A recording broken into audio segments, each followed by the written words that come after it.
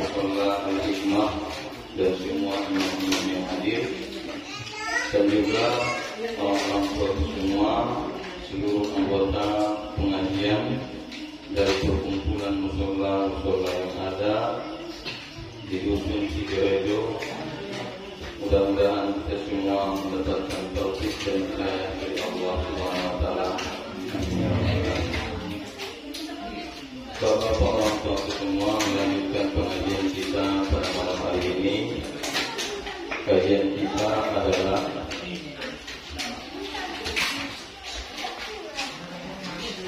syarat-syarat supaya diterima Tuhan ibadah sembahyang kita. Ya Pak ya. Tapi sebelum saya membahas tentang syarat-syarat supaya diterima Tuhan ibadah kita, saya perbaiki sedikit masalah-masalah sembahyang kita.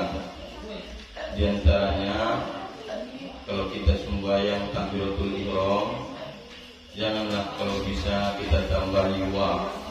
Siapa ya? Allahu Akbar, jangan begitu Pak. Ya, Allahu Akbar, jangan begitu. Itu kan pakai wa. Yang benar adalah Allahu Akbar, Hu Akbar, A sama alif. Allahu Akbar, alif ya. Allahu Akbar, begitu ya Pak ya. Ya. Kadang-kadang kita kan mau itu Allahu Akbar, kan gitu kan? Ada kan Pak? Ya, kita bolo ya Pak ya. Allahu Akbar pakai alif ya Pak ya. Semua takbirnya pun sama. Allahu Akbar, Allahu Akbar. Jangan Allahu Akbar.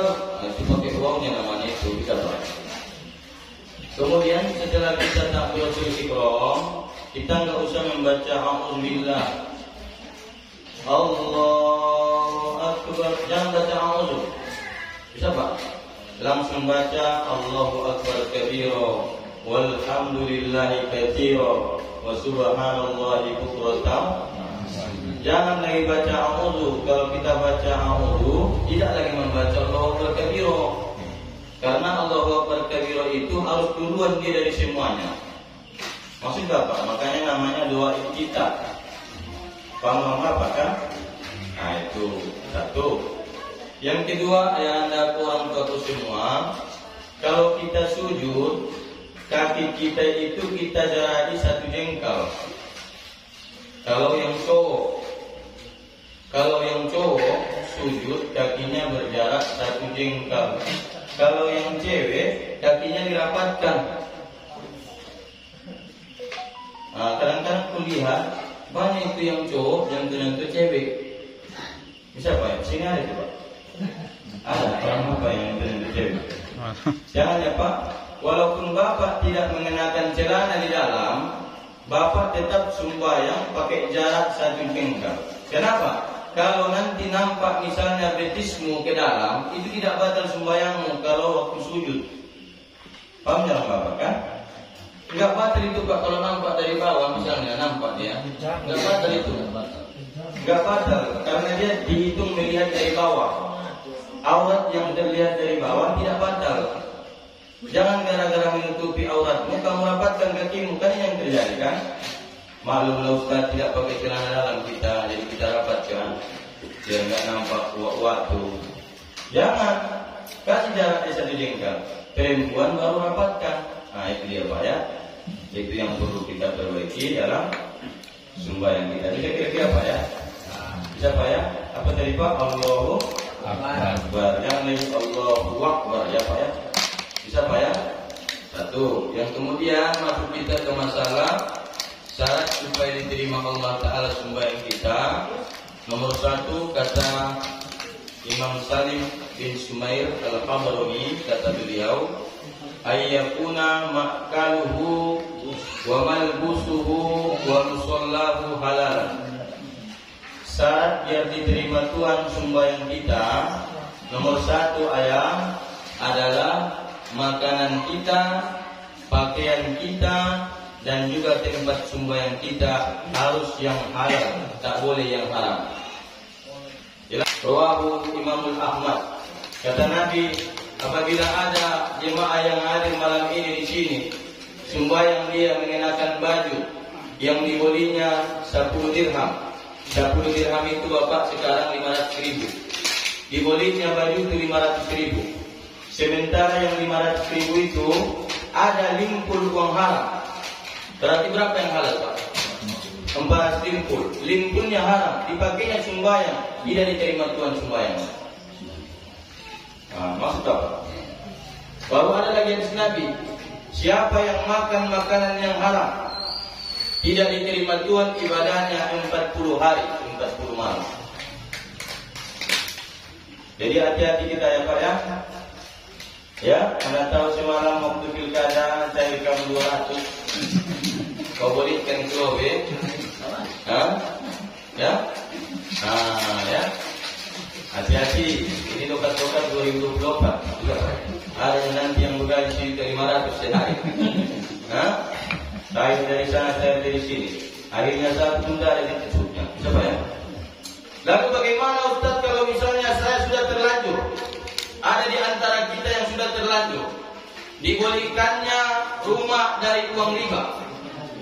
Bagaimana itu? Apakah rumah itu saya tinggalkan? Enggak usah.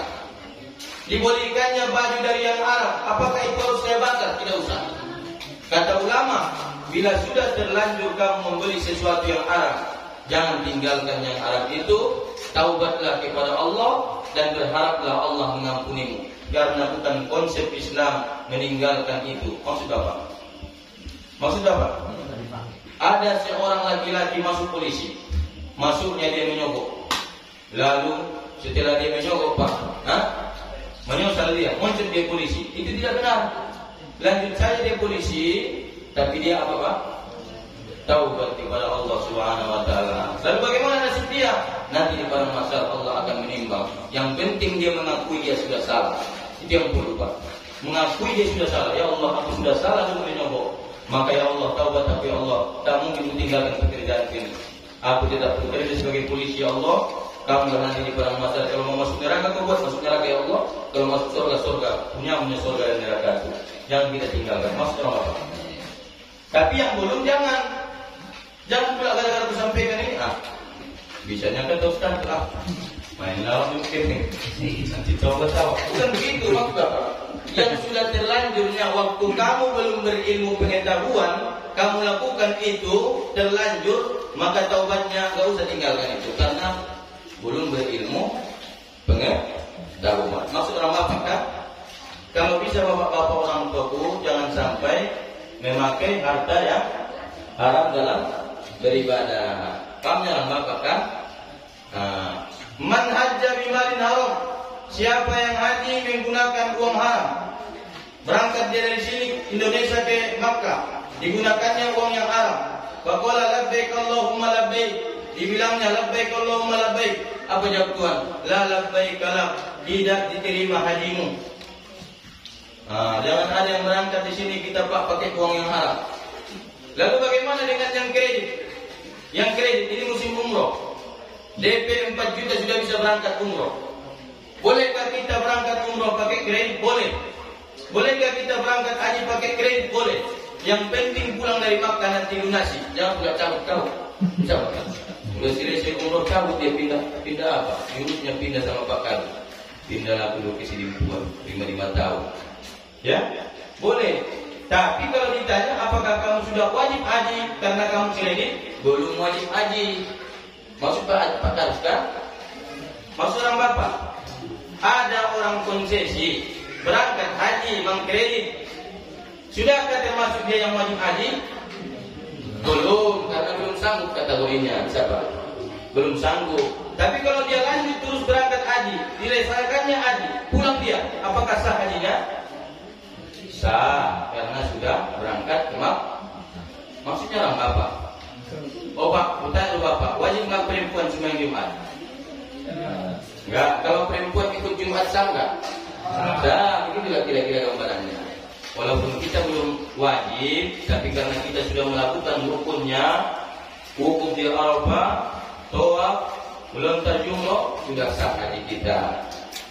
Kalau masalah kredit berangkat